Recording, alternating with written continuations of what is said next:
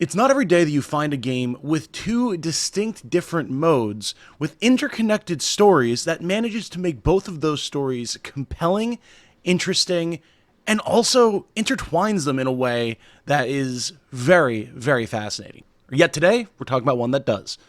My name is Tom, otherwise known as Titanium Legman, and welcome back to the channel.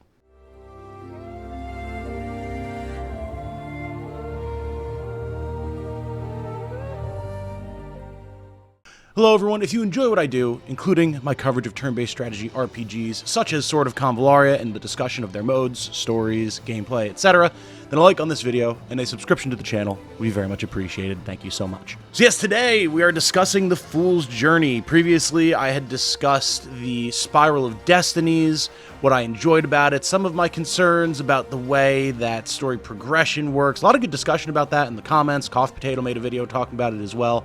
I'm curious to see where people kind of settle on how progression in the Spiral works as we understand more about how you can actually make progress and choose routes and things like that, especially since apparently the Union route is one of the more difficult ones to get the quote-unquote good ending, which is apparently a very loaded term for a lot of people, but I'm going to say the good ending compared to things like the Papal States route, the King's Army route, so I'm excited to see where those go, but that's not the topic for today. Today, I wanted to talk about The Fool's Journey, seeing as how we've now finally had the opportunity with one run of the Spiral of Destinies under our belts to dive into The Fool's Journey and start seeing what there is to see there. And I was very excited to finally be able to start doing so. I'd heard a lot of really good things about the characterization, the gameplay, the story developments, the overall progression and loop of The Fool's Journey from people who had been playing it and then were watching me play the Spiral of Destinies. In particular, I was very excited to learn more about some of the different characters that I had come to really enjoy through my run of the Union route of the Spiral of Destinies, including, characters Mytha, Faekal, Rawia, of course. Hopefully learning more about the background and history of the various different powers at play, like the Papal States and the Union, some of the major characters that are involved there, and why their motivations brought them to where they are now, and how that affected the world, all that type of fun stuff. Of course, I was also very much looking forward to being able to use all the really cool characters that we had pulled, and at the behest of you guys, I did a bunch of pulls for a bunch of characters, and boy howdy, I literally have more now than I know what to do with, and y'all were mulling over it, but hey, that's the luck that I bring to the table. I don't know why I am the way that I am. I'm terribly unlucky in life, but man, if I can't bust out some good luck for random video game gotcha pulls, or even just like drops in video games where you get loot and things like that. So it's been a ton of fun thus far to see all of your very angry reactions to all the characters that I have. But yes, that said, we got into The Fool's Journey, and once I progressed past the point that I had seen during the closed beta tests and the demo, I immediately became very impressed. I'm not surprised that the gameplay is just as good as it is in the Spiral of Destinies, even though we're still getting a lot of tutorialization, which is kind of funny, having played through like the main campaign now and then realizing, oh, a lot of the tutorialization for a lot of mechanics comes from The Fool's Journey that I just kind of figured out through experimentation in the Spiral of Destiny, so whoops, kind of, I guess, was supposed to play that first. But getting past that tutorialization, there was a lot of already very fun, different scenarios at play. I particularly enjoyed the map learning about how you're supposed to be able to use alert skills, what is essentially Overwatch from games such as XCOM, with a group of archers to be able to handle oncoming hordes of enemies. And while yes, I understand that's generally not how that skill is going to work, it was cool to see in action and actually kind of figure out the puzzle of where do I need to put characters, how do I need to utilize their skills properly to be able to get not just the result that I want, but progress with enough resources to handle future turns and future waves. And from what I understand, a lot of maps are going to be like that. I discussed that in the lead up to the full release of the game. It does seem like The Fool's Journey is going to have a little bit of a more puzzly element to it. And we're seeing that already, as well as more traditional combat and battles, which has been very fun to see. With the characters that I've been able to utilize thus far, I've been having an absolute blast with Gloria, Tiden, Princess Anana, Faekal, Mytha, Rawia, Xavier, Edda.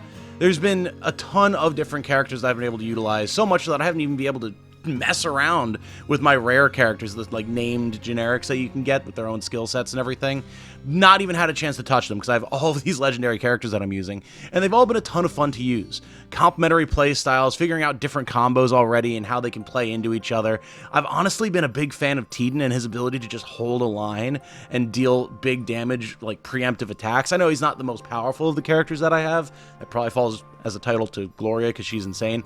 But it's just been so cool to have all these different characters with all these different synergies and kind of starting to figure out how they can work together to make a really fun team. It's also been really fun as, you know, the beginning of the story of the Fool's Journey basically goes through the backstory of Rauia, how she met Mytha and Faykal. We'll talk about the story beats in a second here because they've been really good. But because of that, you get to use Rauia as like a complimentary playable NPC character. But I also have Rauia. So I've been really enjoying just dashing across the battlefield with two gigantic greatsword knife things and just crushing everything that I come across, just pounding damage into enemies with all sorts of like tropical cyclone slashes and just bringing the hammer down. It's so satisfying. Every time I get to use that big sword to just bonk down on something, being able to do it twice a turn, so much fun. So much fun. Gloria, of course, having her charge, buffing allies, dealing good damage. Edo with the follow-up attacks has been great. Even just basic stuff like Xavier having his AoE attack and his sweep. There's so much cool stuff going on, and I'm so enthusiastic about being able to start actually ranking up my characters and getting their different abilities. Speaking of ranking up characters, I finally learned how it is that you can actually increase characters' star levels with the different essences that you can get from, I guess, pulling them, but then also my chat was saying that you can get it from other resources as well and other avenues in the game, which is awesome. And it's nice that while you do get boosts, obviously, for increasing the star level of your character, it's not something like Constellations in Genshin Impact is kind of the closest comparison point that I don't like. It's much more along the lines of something like Fire Emblem Heroes, where multiple copies of a character isn't going to fundamentally change the way they work, really. Like, maybe the first star level that you get will add a slight change to an ability, but everything from there is just improved efficiency and capability.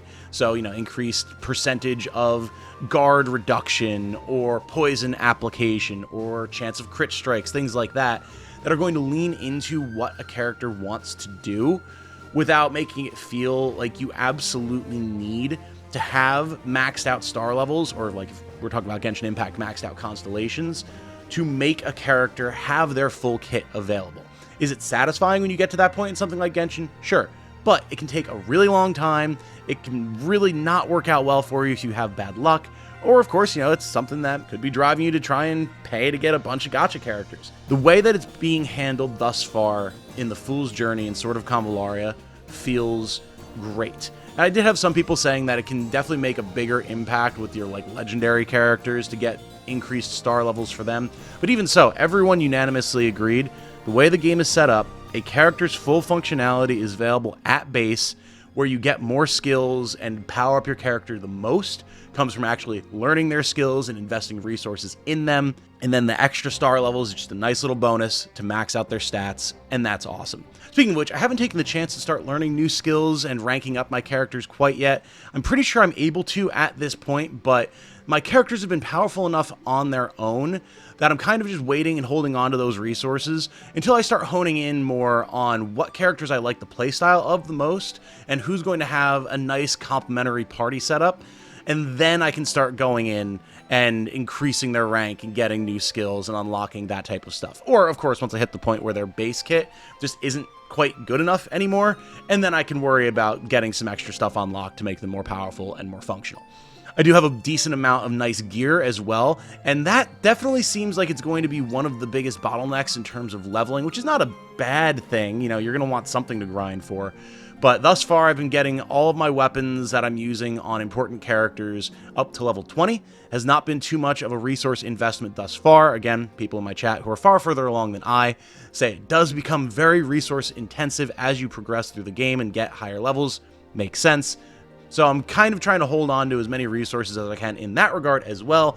Once again, until I feel like I need it, or I'm more honed in on what characters I'm using, what weapons and gear they want, and then I can really hammer resources into those particular gear items and make them as powerful as possible. I would recommend that you do the same if you're playing along with me, haven't started the Fool's Journey yet, etc. Finally, it's time. Let's talk about the story thus far. I won't go into a ton of spoilers for it. It's very early, but of course, if you haven't yet played The Fool's Journey for yourself and you are enjoying the story and these characters, you should play it for yourself. All I really want to talk about is how compelling it is that we do actually get the chance to not just learn about, but play and see the backstory of some of these characters that maybe doesn't get as fleshed out in the Spiral of Destinies. This is a great way to do it because like storytelling and world building and having a good balance of forward progress with an actual focused narrative while also couching it in a world and characters that the player cares about and gives context to the story and the narrative that you're playing through is so hard. Like, how many games do you see nowadays where because they want you to know everything that you can about the world to give you the best context possible, it gets bogged down and bloated with so much excess dialogue and explanations and side quests and just lengthy cutscenes when sometimes all you want to do is play. There's a criticism that I've had of Fire Emblem recently where it can be hard to actually get back into the strategic gameplay because you spend so much time with characters in cutscenes, talking, supports, going around and doing things in your home base. Like, it almost feels like fluff, even though you can tell it also feels necessary, and it's fun and it's good, but it can just be too much sometimes. In a similar vein, look at everything that has massive codexes, the Mass Effect effect, where you have these huge libraries of all this extra information that you should probably read, because it's where you're going to get the most context and like background for characters and everything, but at the same time, you kind of just want to play, right? And some games handle this better than others. Tactics Ogre with its Warren Report is great because it's just like a little newspaper that gives you insight into current events, and then you can read about the backstories of individual characters that you're interested in as their stories develop. That's cool, that's fine. But then you get other types of games, like again, your Mass Effects, where it's like, okay, why do the Quarians really feel the way that they do or act the way that they do towards the Geth? Well, we have some insight from our character dialogue, but if we delve into our codex, and oh my god, there's so much dialogue. The way that it's being handled in Sword of Convallaria is great, because now you can play through the Spiral of Destinies, you can focus on the specific characters and stories that are relevant to the paths that you're taking, see where that story goes, see what happens to those characters, and reach a satisfying conclusion. Then you can be in the Fool's Journey and see so much more of the background history and thoughts and motivations of those characters. Again, like Rawia. We don't, at least in the Union route that I played, learn that much about what Rawia is up to or how she wound up being the leader of this mercenary company, the Sword of Convallaria, in the town of Convallaria. Now, we do. What her background is, the military history that she has. Again, how she met Mytha and Faykal, which was very sad. Slight spoiler here, but they were war orphans, and she found them and took them in and kind of became this big sister mother figure for them, and then taught them how to fight, how to defend themselves.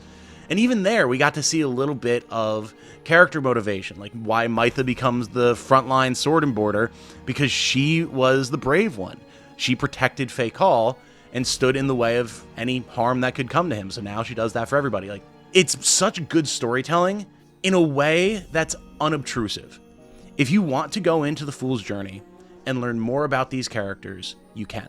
If you just want to play the Spiral of Destinies, and just see the mainline stories of what's happening with the Kingdom and the Union and the Papal States and the Dark Light and everything, all those conspiracies and developments, you can do that too. If you want to bop back and forth the way I have been, great. It's such an accessible way to learn about what is a clearly vast and well thought out world with a ton of compelling characters. I'm enamored with it. I can absolutely see why everyone was so excited for me to start playing The Fool's Journey, even though they've absolutely been loving the Spiral of Destinies like me and enjoy seeing me play it. But I get it now, man. Like, Danny DeVito, I get it. GIF, right? It's so good, and I'm so excited to play more of it. I've already done a couple of streams of it, and I'm absolutely going to be doing a lot more. I don't know how far the story goes at this point, how long it takes to reach major story conclusions, if there's different paths. I know very little about it, but right now the goal is to get to the end of Chapter 2, which is when I've been told you can unlock the ability to make a guild for everyone out there in the community. So, if you're looking to join up, you can, of course, check out the Discord. That's where I'll be coordinating with my mods, getting guild things set up. I know it's fairly limited right now in what guild functionality there is, but the devs have talked about how there's going to be various different modes that come in that allow you to kind of like borrow or hire characters from your guildmates to use in challenges and such. So, if you're interested in that, link to the Discord will be in the description. We'll be getting stuff set up for that in the near future, and I'll be doing my damnedest to actually get to the point where I can make a dang guild. Yes, with all that said, the Fool's Journey has been just as fun as the Spiral of Destinies.